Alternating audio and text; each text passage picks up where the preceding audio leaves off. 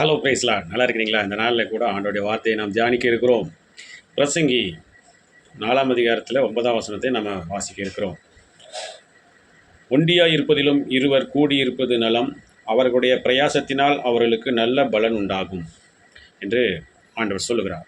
ஒரு காரியத்தை நாம் செய்வதற்கு முன்பாக ஒரு வீட்டில் ஏதாவது முடிவு எடுக்கிறதா இருந்தாலும் 2 பேர் கூடி ஒருமித்து ஆலோசனை செய்ய வேண்டும் என்று ஆண்டவர் சொல்லுகிறார். ஒரு பிஸ்னஸை ஆரம்பிப்பதாக இருந்தாலும், ஒரு குடும்பத்தில் ஒரு இடம் வாங்குவதாக இருந்தாலும், பொருள்கள் வாங்குவதாக இருந்தாலும், இருவர் கூடி ஆலோசித்து பார்க்கும் பொழுது எந்த ஒரு காரியத்தையும் மேற்கொள்ள வேண்டும் என்று ஆண்டவர் சொல்லுகிறார். நீ ஒண்டியாக இருந்து தனியாகவே உன்னுடைய ஒரு முடிவை நீ எடுக்காதே என்று ஆண்டவர் சொல்லுகிறார். அதே போல் ஆண்டவர் சொல்லுகிறார், கணவன் மனைவியாக இருக்கிறீர்களா? தனியாக இருக்க விரும்பாதே, எல்லா ஒன்றாக இருந்து பார்க்கும் பொழுது ஒருவருக்கொருவர் பார்க்கும்பொழுது உதவி செய்து ஒருவருக்கொருவர் புரிந்து கொண்டு, புருஷர்களே நீங்கள் உங்கள் மனைவிகளில் அன்பு கூறுங்கள் என்று ஆண்டவர் சொல்லியிருக்கிறார்.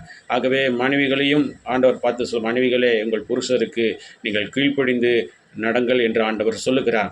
ஆகவே ஒருவருக்கொருவர் நாம் உதவி செய்து ஒருவர் பாரத்தை ஒருவர் சுமந்து ஈக்குவலாக ஷேர் பண்ணி ஒரு தீர்க்கமான ஒரு முடிவை எடுத்ததற்கு பிற்பாடே எந்த ஒரு காரியத்தையும் நாம் மேற்கொள்ள வேண்டியது அவசியமாக இருக்கிறது. ஆகவே சொல்கிறார் ஆண்டவர், நீ ஒண்டியாக இருப்பதிலும் இருவர் கூடியிருப்பது நலம், அதனால் அவர்களுடைய பிரயாசத்தினால் அவர்களுக்கு நல்ல பலன் உண்டாகும்.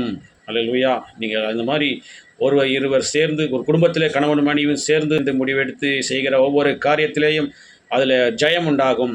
நீங்கள் தனியாக நீங்கள் முடிவெடுப்பீர்கள் என்றால் தவறுகள் ஏற்படுவதற்கும் அதில் நிறைய அடி வாங்குவதற்கும் அது ஏதுவாக இருக்கும். ஒருவன் விழுந்தால் அவன் உடனாளி அவனை தூக்கி விடுவான், ஒண்டியாக இருந்து விழுகிறவனுக்கு ஐயோ அவனை தூக்கிவிட துணை இல்லையே என்று ஆண்டவர் சொல்லுகிறார். ஆகவே ஒண்டியாக இருந்தால் நம்ம தூக்கி விடுவதற்கு கூட ஆள் இருக்காது.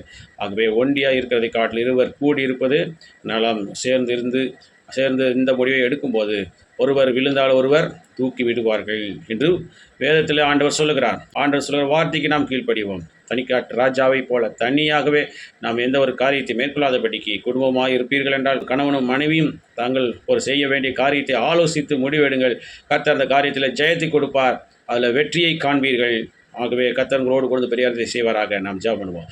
சோத்திரமாண்டவரே, எங்களை மனேச பலவத்தின் தந்தை ஆசைப்படுத்தான இந்த நாளில் கூட நீ கொடுத்தபடி வார்த்தைக்காக நெட்டி செலுத்துகிறார் ராஜா. ஒண்டியாக இருப்பதை காட்டிலும் இருவர் கூடியிருப்பதனாலும் அவருடைய பிரயாசத்தினால் அவர்களுக்கு நல்ல பலன் உண்டாகும் என்று சொல்லியிருக்கிறீங்க ராஜா. ஆண்டவரே, நீர் ஆண்டவரே, நாங்கள் ஆண்டவரே எந்த ஒரு காரியத்தை மேற்கொள்ளும் போதும் ஆண்டவரே நாங்கள் தனியாக எந்த முடிவை எடுக்காதபடி குடும்பமாக இருந்தால் ஆண்டவரே கணவனும் மனைவியுமாய் இணைந்து ஒரு காரியத்தை ஒரு தீர்மானத்தை எடுக்கிறவளா எங்களை மாற்றுங்க ராஜா. எல்லாவற்றிற்கும் மேலாக உம்முடைய துணையோடு பிள்ளைகள் ஆண்டவரை எந்த ஒரு காரியத்தையும் செய்யத்தக்கதாக நீர் கிருபை செய்து வழி நடத்துங்க. இந்த நாளில் ஒவ்வொரு பிள்ளையோட கருத்தில் வைக்கிறோம். நீர் எங்களுடைய எல்லா காரியத்தையும் வாய்க்க பண்ணுங்க. நீர் எங்களோடு கூட நாங்கள் தனியாக இருந்தாலும் நீர் எங்களோடு இருந்து தனிமையில் இருக்க விடாதபடி நீர் எங்களோடு இருந்து எங்களுக்காக நீர் யுத்தம் பண்ணுவீராக.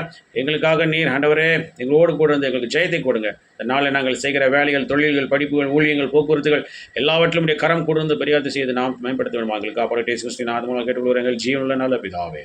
ஆமேன், ஆமேன், ஆமேன். பிரியமானவர்களே, இது இருந்தால் ஆண்டவரோடு துணையோடு செய்வோம். அதே போல் ஃபேமிலியில் இருக்கிற குடும்பத்தாரோடு இணைந்து பார்ட்னரோடு இணைந்து எந்த காரியத்தையும் மேற்கொள்வோம். கர்த்தர் நம்மோடு கூட இருந்து ஜெயத்தை கொடுப்பார். ஆமேன், ஆமேன்.